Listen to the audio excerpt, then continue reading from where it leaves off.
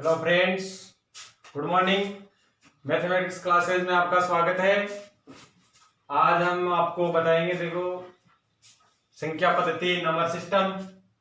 आप हमारे इस चैनल को ज्यादा से ज्यादा लाइक करो, शेयर करो, सब्सक्राइब करो तथा बेल आइकन को दबाना ना भूलें और हमारे इस वीडियो को अंत तक जरूर देखें। आपको छोटी छोटी चीजें हैं वो आगे बहुत ही काम आएंगी। वो छोटी छोटी चीजें हैं वो आपको इस वीडियो में देखने को मिलेगी। क्या है, देखो, आज का टॉपिक हमारा है संख्या पद्धति। क्या रहेगा? संख्या पद्धति, जिसको क्या बोलते हैं? Number system. नंबर सिस्टम आज का टॉपिक हमारा है, नंबर सिस्टम। नंबर सिस्टम में देखो, आज की क्लास में जो बातें होंगी वो केवल छोटी छोटी बातें होंगी, केवल एकदम बेसिक बातें होंगी। वो देखो, सबसे पहले नंबर सिस्टम है, इसके अंदर संख्या क्या है? संख्या वो है जो हम गणित में सबसे ज्यादा जो अंक काम में लेते हैं, वो क्या है? उनको संख्या ही बोला जाता है। और देखो, संख्याओं में देखो सबसे पहले क्या आता है? संख्या कई प्रकार की होती है। सबसे पहले जो संख्या आती है वह है प्राकृत संख्या। कौन सी आती है? प्राकृत संख्या। अब देखो, ये परिभाषा तो मैं लिखूंगा तो बहुत टाइम लग जाएगा, लेकिन मैं एक परिभाषा को 2 बार में रिपीट कर दूंगा, तो आप ध्यानपूर्वक सुन लो कि प्राकृत संख्या क्या होती है। प्राकृत संख्याएं वे संख्याएं होती है जो 1 से प्रारंभ होती है और अनंत तक चलती है। कहां तक चलती है? अनंत तक चलती है। कहने का मतलब 1 से प्रारंभ होती है, प्राकृत संख्या 1 से प्रारंभ होती है और कहां तक चलती है? अनंत तक चलती है। यानी प्राकृत संख्याओं का आगे कोई अंत नहीं है। प्रारंभिक जो संख्या है वो 1 है, 1 से चलती है और अनंत तक चलती है। वो संख्या क्या कहलाती है? प्राकृत संख्या कहलाती है। इसको इंग्लिश में, अंग्रेजी में क्या बोलते हैं? इसको बोलते हैं नेचुरल नंबर। जो प्राकृत संख्याएं होती हैं, इनको किससे दर्शाते हैं? इनको n से दर्शाते हैं, क्योंकि इनको नेचुरल नंबर बोलने की वजह से जो प्राकृत संख्याएं होती है इनको किससे दर्शाते हैं? n से, कैपिटल N से दर्शाते हैं। इसके बाद में जो दूसरी जो संख्या आती है वो संख्या क्या आती है? पूर्ण संख्याएं। कौन सी आती है? पूर्ण संख्या। पूर्ण संख्या वो संख्या होती है जो अपने आप में क्या होती है? एक पूर्ण होती है। क्या होती है? पूर्ण होती है। पूर्ण संख्या होती है वो सदैव कहां से चलती है? वो 0 से चलती है। पूर्ण संख्या 0 से चलती है और इसमें इसका भी क्या नहीं होता? कोई अंत नहीं होता, मतलब ये अनंत तक होती है।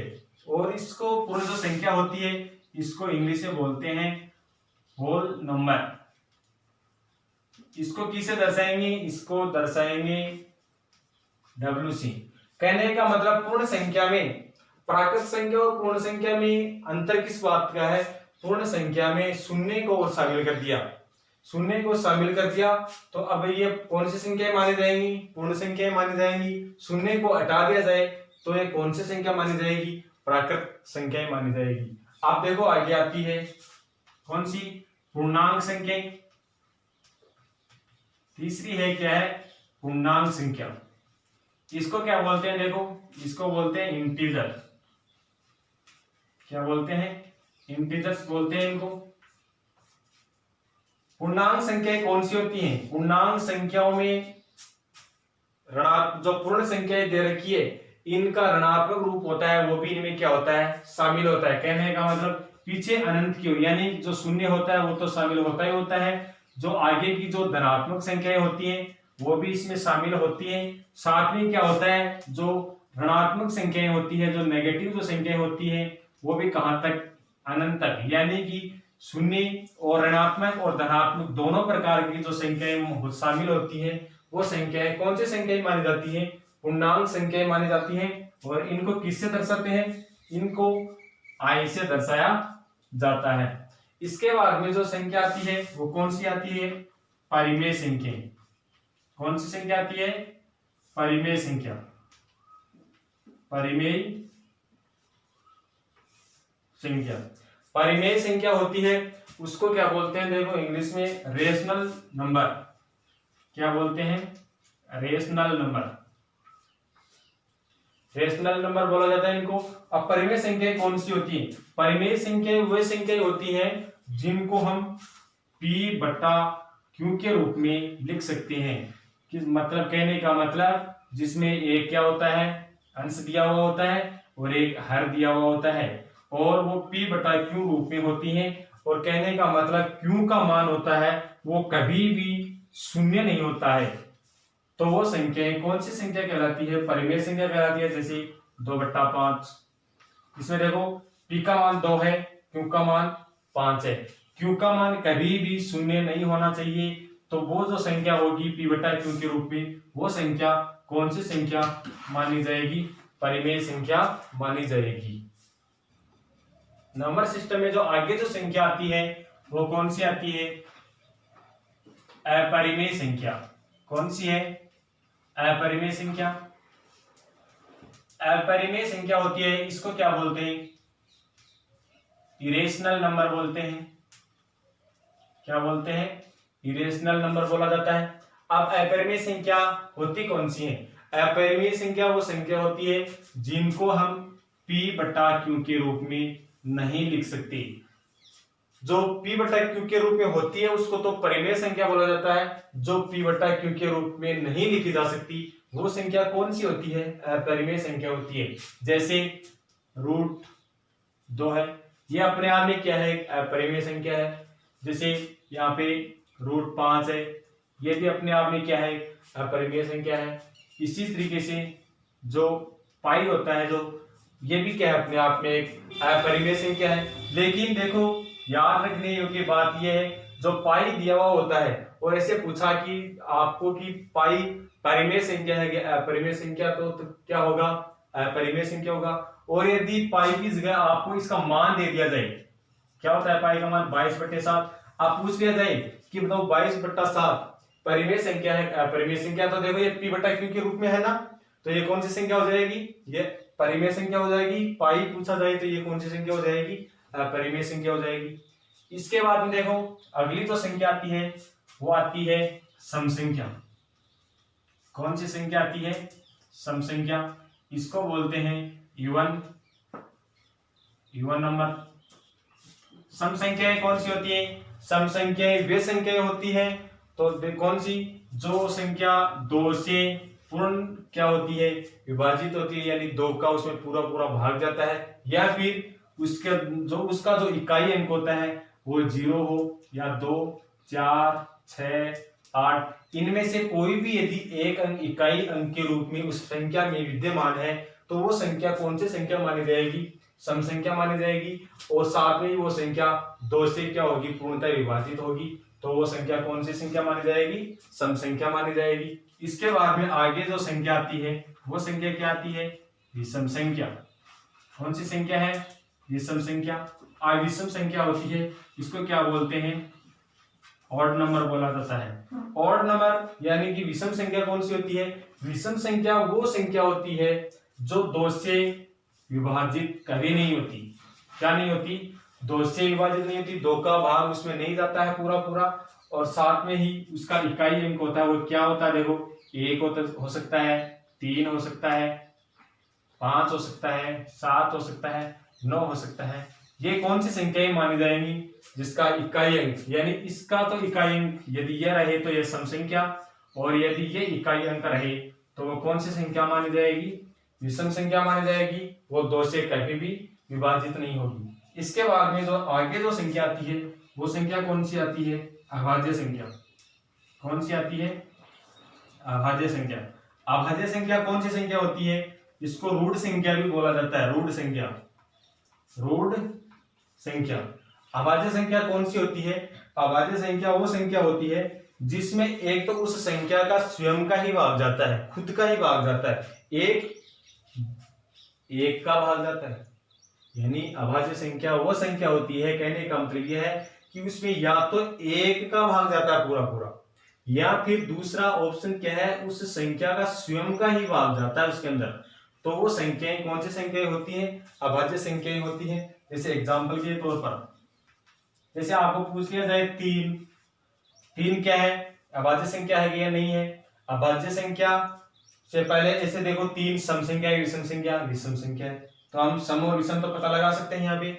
ये क्या है, प्राकृत संख्या भी है, यह पूर्ण संख्या भी है, पूर्णांक संख्या भी है, परिमेय संख्या भी है, सम संख्या नहीं है, विषम संख्या है। अब चेक करना है अभाज्य संख्या। अभाज्य संख्या है क्योंकि इसमें एक तो एक का भाग है वो भी पूरा पूरा जा रहा है, दूसरी बात इसमें एक स्वयं का भाग ही जाएगा, 3 का स्वयं का भाग ही जा रहा है। इसके अलावा और कोई भी संख्या से ये डिवाइड नहीं हो रही है, तो ये संख्या क्या है, अभाज्य संख्या। अभाज्य संख्या जैसे देखो 1 है, 3 है, 5 है, 7 है, 11 है, 13 है। 9 नहीं आएगा, देखो यहाँ पर क्यों नहीं आएगा 9, देखो 9 इसलिए नहीं आएगा कि 9 वैसे तो अपने आप में विषम संख्या है, लेकिन ये अभाज्य संख्या क्यों नहीं है, क्योंकि ये 9 है, ये 1 से विभाजित हो रही है, 3 से भी हो रही है और 9 से भी हो रही है। तो ये देखो स्वयं के अलावा 9 और 1 के अलावा 3 से भी विभाजित होने की वजह से यह अभाज्य संख्या नहीं रहेगी। अभाज्य संख्या की परिभाषा होती क्या है कि वो 1 से विभाजित होती है या फिर वो स्वयं से क्या होती है, विभाजित होती है।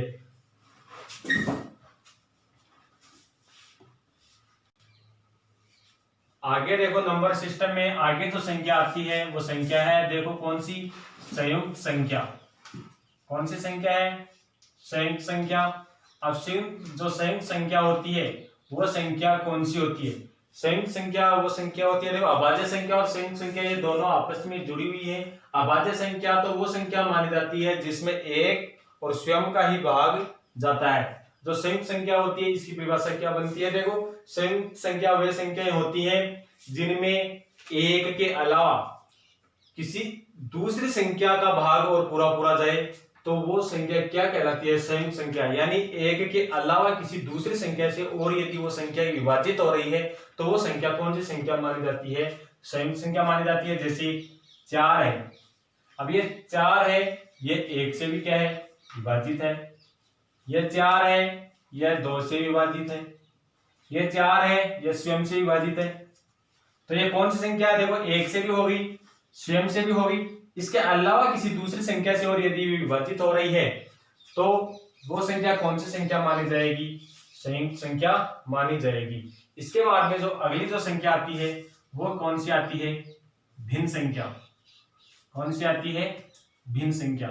आप देखो भिन्न संख्या की जो डेफिनेशन है वो क्या है, भिन्न संख्या किसी एक संख्या में दूसरी संख्या का भाग देने पर जो भागफल जो हमें प्राप्त होता है वो क्या कहलाती है, भिन्न संख्या। यदि किसी एक संख्या में किसी दूसरी संख्या का यदि भाग दिया जाए तो हमें जो भागफल के रूप में जो संख्या प्राप्त होती है वो संख्या क्या कहलाती है, भिन्न संख्या कहलाती है। जैसे देखो, जैसे 5/7। अब देखो 5 एक संख्या है, 7 भी एक संख्या है।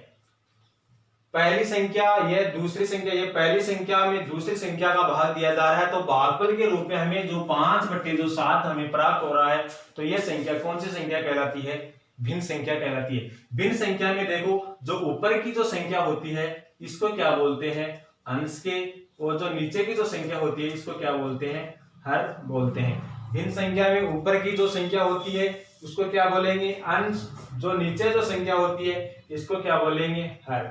जो ये भिन्न संख्या है, ये जो भिन्न संख्या है इसके भी अलग अलग प्रकार है। जो भिन्न संख्या इसका जो पहला प्रकार है वो प्रकार क्या है, देखो उचित भिन्न संख्या। कौन सी संख्या है, उचित भिन्न संख्या। उचित भिन्न संख्या कौन सी होती है, उचित भिन्न संख्या वो संख्या होती है जिसमें अंश का मान छोटा हो, हर का मान बड़ा हो। तो यानी अंश हर से क्या हो, छोटा हो, कहने का मतलब हर है वो अंश से क्या हो, बड़ा हो।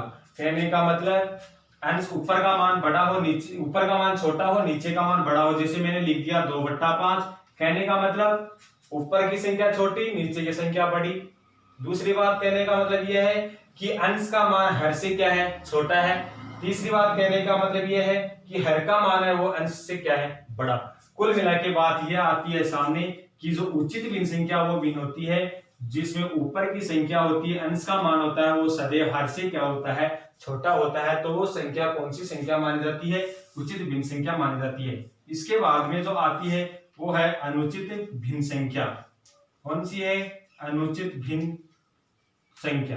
अनुचित भिन्न संख्या देखो वो संख्या जिसमें ऊपर का मान बड़ा हो नीचे का मान छोटा हो, ऊपर का मान बड़ा हो नीचे का मान छोटा हो। कहने का मतलब अंश का मान हर से बड़ा हो, या फिर कहने का मतलब हर का मान अंश से क्या हो? छोटा हो। अंतर समझ लो दोनों में। उचित भिन्न में ऊपर का मान नीचे से छोटा होता है, और अनुचित भिन्न होती है उसमें ऊपर का मान नीचे से क्या होता है? बड़ा होता है। तो वो संख्या कौन सी होती है? अनुचित भिन्न संख्या होती है। इसके बाद में देखो आगे जो संख्या आती है वो आती है मिश्र भिन्न संख्या। कौन सी आती है? मिश्र भिन्न संख्या। मिश्र भिन्न संख्या होती है, मिश्र भिन्न संख्या की परिभाषा होती है कि ये संख्या है यह एक पूर्णांक संख्या तथा एक उचित भिन्न के साथ मिलकर बनी होती है। उचित भिन्न का मतलब यह है देखो 2/5 यानी ऐसी संख्या से मिलकर बनी होती है। पूर्णांक संख्या यानी ये जो मिश्र भिन्न संख्या होती है यह पूर्णांक तथा उचित भिन्न संख्या से मिलकर बनी होती है। मिश्र भिन्न संख्या पूर्णांक प्लस उचित भिन्न संख्या से मिलकर बनी होती है। कहने का मतलब 4 सही 3/6। ये अपने आप में क्या है? मिश्र भिन्न संख्या है। कैसे देखो ये 4 है, ये अपने आप में क्या है? पूर्णांक संख्या है पूर्णांक संख्या। 3 ऊपर की संख्या छोटी है, नीचे की संख्या क्या है? बड़ी है। तो बताओ ये उचित संख्या है, उचित भिन्न है कि नहीं है? तो देखो कुल मिला के बात यह हुई जो मिश्र भिन्न संख्या होती है वो पूर्णांक प्लस उचित भिन्न संख्या से मिलकर बनी होती है। यह यदि इस तरीके से लिख दिया जाता 4 सही 6/3 तो यह मिश्र भिन्न नहीं मानी जाती, क्योंकि मिश्र भिन्न होती है वो पूर्णांक तथा उचित भिन्न से। यह कौन सी भिन्न है? ये अनुचित भिन्न बन गई, ऊपर की संख्या बड़ी हो गई तो ये अनुचित भिन्न संख्या है। इसलिए कहने का मतलब यह है मिश्र भिन्न है वो पूर्णांक तथा उचित भिन्न संख्या से मिलकर बनी होती है।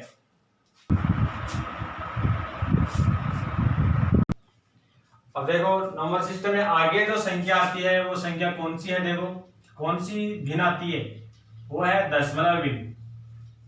कौन सी है? दशमलव भिन्न। अब देखो दशमलव भिन्न कौन सी भिन्न होती है?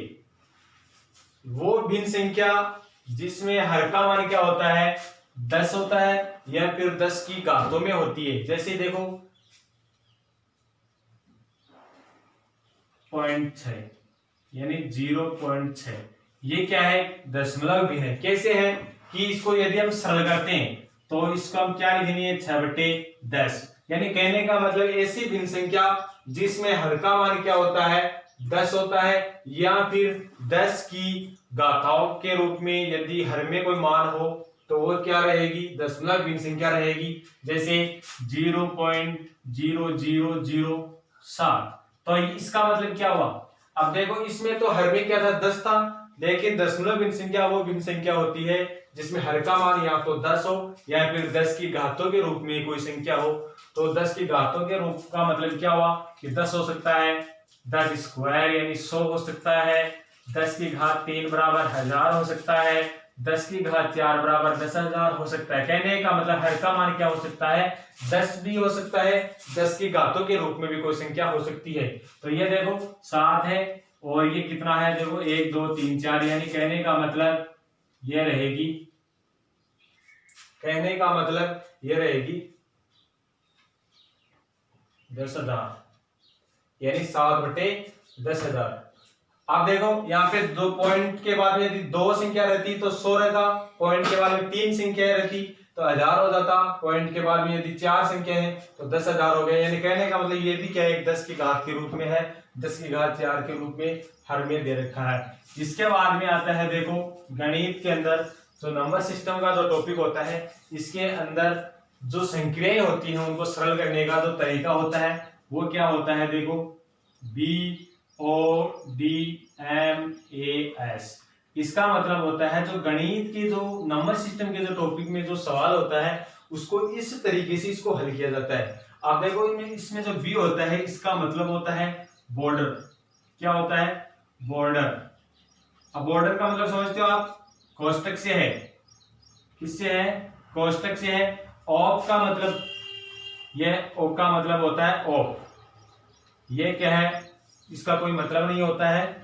इसके बाद में होता है देखो डी। डी का मतलब होता है डिवाइड, यानी भाग की संक्रिया हो रही है। इसके बाद में m है, इसका मतलब है मल्टीप्लाई, मल्टीप्लाई का मतलब क्या है, गुणा है। इसके बाद में a का मतलब क्या है, ऐड यानी कि जोड़ने की जो संक्रिया है उसको सरल करना है। इसके बाद में क्या है, s यानी सबट्रैक्ट यानी कि घटाने की जो प्रक्रिया है वो होगी। कहने का मतलब यदि कोई भी संक्रिया यदि नंबर सिस्टम में दे रखी है सरल करने के लिए, जिसमें कोष्टक दे रखे हैं, जिसमें बाहर वाला जो संक्रिया वो दे रखी है, गुणा की जो संक्रिया वो दे रखी है, जोड़ की जो संक्रिया वो दे रखी है, और यदि घटाने की जो संक्रिया है वो दे रखी है, तो इस तरीके से उसको सरल करेंगे। सबसे पहले किसको सरल करना पड़ेगा, बी का मतलब बॉर्डर, यानी सबसे पहले कोष्टक को सरल करना पड़ेगा, कोष्टक को हटाना पड़ेगा। इसके बाद में डी आ रहा है, यानी उसके बाद में बाहर की जो संक्रिया है उसको सरल करना पड़ेगा। इसके बाद में जो एम आ रहा है यानी गुणा की जो संक्रिया है उसको सरल करना पड़ेगा। इसके बाद में जो ए है, ए का मतलब जो जोड़ने की संक्रिया है उसको करना पड़ेगा। इसके बाद में जो एस है यानी घटाने की प्रक्रिया है उसको करना पड़ेगा। अब बात आती है कोष्टक की। कोष्टक होता है वो भी नंबर सिस्टम में 3 प्रकार का होता है। वो देखो कौन कौन सा है। पहला कोष्टक होता है विजय कोष्टक होता है। इस कोष्टक का नाम क्या है, छोटा कोष्टक। क्या नाम है इसका, छोटा कोष्टक। इसके बाद में जो दूसरा कोष्टक आता है उसका क्या नाम है, उसका नाम है मझला कोष्टक। क्या नाम है, मझला कोष्टक, यानी जो बीच का जो कोष्टक होता है। इसके बाद में एक और आता है, वो क्या है, बड़ा कोष्टक। वो इस तरीके का होता है। कई बार पूछा जाता है कि कोष्टक कितने प्रकार के होते हैं। नंबर सिस्टम के अंदर कोष्टक 3 प्रकार के होते हैं। एक तो होता है छोटा कोष्टक, एक होता है मझला कोष्टक, एक होता है बड़ा कोष्टक। अब यदि कोष्टक यदि तीनों ही दिए हुए हो यदि संक्रिया के अंदर, इनमें यदि जोड़ बाकी गुणा बाकी जो संक्रिया है उसके साथ साथ यदि कोष्टक की भी यदि तीनों संक्रिया यदि दे रखी है, तो अब यह दिक्कत आती है कि पहले कौन सा कोष्टक यदि सरल किया जाए, तो उसमें है पहले छोटा कोष्टक है उसको सरल करेंगे, उसके बाद में जो मझला कोष्टक है इसको सरल करेंगे, इसके बाद में जो बड़ा कोष्टक है इसको सरल करेंगे। इसके ऊपर देखो एक छोटा सा सवाल है वो करके देखते हैं हम। देखो जैसे इसे दे दिया जाए 7 गुणा 6 प्लस 3 माइनस 8 भाग, इस तरीके से यदि दे दिया जाए, इस संक्रिया को सरल करो। अब देखो ये सवाल दे रखा है तो पहले तो देखो इसमें बॉर्डर तो दे ही नहीं रखा, तो इसका कोई मतलब ही नहीं है। इसके बाद में देखो पहले किसको करेंगे, भाग वाली संक्रिया, तो इसको सरल करेंगे। तो 7 गुणा 6 प्लस 3 माइनस 8। अब देखो 8 यहाँ पे माइनस के बाद पहले कौन सी भाग वाली संक्रिया इसको पूरा करेंगे, तो 4 दूनी 8, तो यहाँ पे कितना हो जाएगा, 2 हो जाएगा। इसके बाद में देखो अब किसका नंबर है, गुणा वाली संक्रिया का नंबर है मल्टीप्लाई वाले का, तो यहाँ पे मल्टीप्लाई करेंगे तो 42 प्लस 3 माइनस 2। इसके बाद में किसका नंबर है, एडिशन यानी जोड़ वाली संक्रिया, तो इसको जोड़ देंगे तो कितना हो जाएगा, 45 माइनस 2 हो जाएगा। इसके बाद में कौन सी संक्रिया का नंबर है, घटाने की, तो इसके बाद में 45 में से 2 चला जाएगा तो कितना हो जाएगा, 43। कहने का मतलब इस तरीके से इसको करेंगे। इसके बाद में यदि यहाँ पे कोष्टक दिए हुए होते, यहाँ पे पहले मान लो ऐसे कोष्टक दे दिया जाता यहाँ पे छोटा, और यहाँ पे मान लो मझला कोष्टक दे दिया जाता, इसके बाद में पूरे की क्या दे दिया जाता, बड़ा कोष्टक दे दिया जाता।